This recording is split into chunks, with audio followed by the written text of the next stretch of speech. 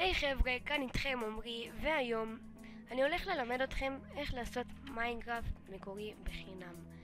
אוקיי, אז קודם כל הצד הראשון שלנו זה לכתוב בגוגל MCI מיינקראפט. יהיה לנו תוצאה ראשונה דאונלוד מיינקראפט MCI מוג'אנג. נלחץ על זה כמובן. Next, install, כן, finish. עכשיו כמובן שזה יוריד לנו את זה. אני אחכה כי זה יכול... לא, הנה זה לקח... לפעמים זה לוקח קצת זמן.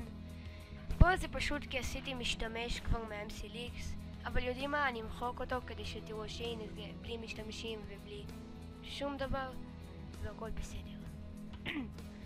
אוקיי. מה שעושים עכשיו זה פותחים חלון חדש. MCLX. ניכנס לפה.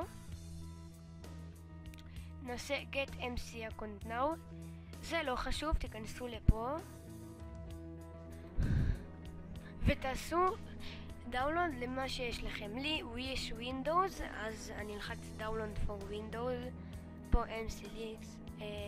ניכנס להורדות. חלץ הכל, חילוץ, נלחץ על חילוץ. אחרי זה יהיה לנו MCLX, אני לא יודע קצת איך להגות את זה, מצטער. נלחץ על MCLX. אחרי זה ייפתח לנו, כאן ייפתח לנו מין דבר כזה, עם כל הקבצים שיש משולחן העבודה, ותלחצו, תעשו על מיינקראפט אופן. אחרי שעשיתם על מיינקראפט אופן, אתם יכולים לצאת. אתם יכולים לצאת, לפתוח את המיינקראפט שלכם כמובן, ועכשיו אתם הולכים ל-get account.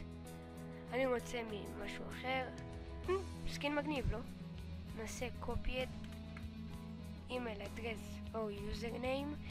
פה אתם מעתיקים את זה, אתם עושים copied, מעתיקים לפה, ופה אתם סתם חרבשים סיסמה, עושים לוגין, בום, מיינקראפט מקורי.